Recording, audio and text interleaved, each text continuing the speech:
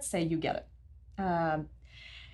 Is there any conflict between the two of us over this situation? Before reading the essay, I would have said, obviously. Her answer is, not if you really understand what it means to have a conception of your interests. Mm-hmm. And I think there's a lot that she sheds light on to suggest that people don't understand that your interests are not obvious. Mm-hmm. And this goes to the issue of the title of the book, selfishness. Selfishness, people think, is the easiest thing to do. You have to just grab at things. Her claim is, no, understanding what is in your self-interest is a long-range conceptual perspective that requires thinking. And it requires bringing a large context to your thoughts. So in the example of pursuing a job, I feel hard done by. Mm-hmm. But my feeling or my whim, if it is such, is not a guide for what is in my interest. And in fact, the larger context would say, it's better to be in a society where we can compete for a job than in a society like we are living, where you are either handed a job or you have to go and beg for one and pull strings and so forth. So there's a whole context to assessing, have I lost out here? And you can multiply the examples. It's not just in a case of a job.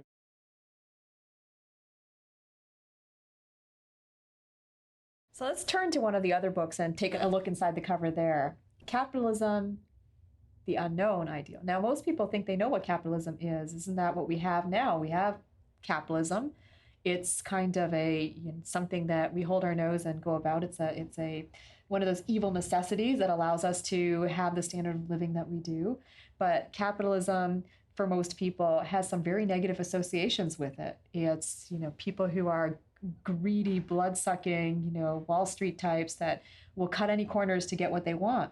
Now, that's what people typically hold as capitalism. What Ayn Rand's title implies is that perhaps capitalism, that in the way you think you know it, is wrong. Maybe there is a system, and she lays this out in her book, proper capitalism looks different, and it actually is an ideal, not something that we put up with.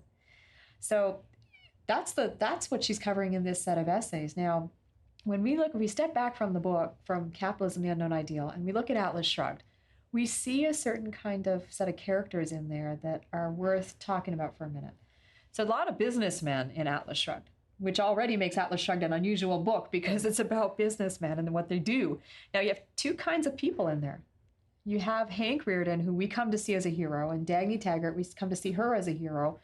And what are they doing? They're engaged in a certain kind of productive activity that requires them to take all kinds of actions and make all kinds of decisions. What we see them are people who are generating wealth, who are creating values. There's a set of activities that they're engaged in that we associate.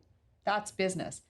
But then there are these other people in the book that are also labeled businessmen, but instantly we can see that what they're doing is very different. Yeah, what are they doing? It's not productive activity. The sharp contrast is Henry Rearden is an industrialist in the steel industry. He spends years developing a new kind of metal that's enormously valuable, and it takes a lot of thought and investment and long-range planning. One of the competitors in the industry is a man called Oren Boyle, and he spends years cultivating political relationships. Right. He's not essentially doing productive work. He's looking for handouts, subsidies, advantages through his political pull. Mm-hmm. And then there are other characters like him. He's sort of the sharpest example of that. And we see that in real life too. And this is part of what happens in people's view of capitalism. They see there are businessmen who do both kinds of things. And so they blame, and Oren Boyle is exactly the kind of guy who would cut a corner. In fact, right. That does happen. Yeah. And he's a schemer. He's not concerned with his long-range success. So he doesn't value customers. He doesn't deliver his orders. I mean, it's to that extent that he's not engaged in business. Mm-hmm.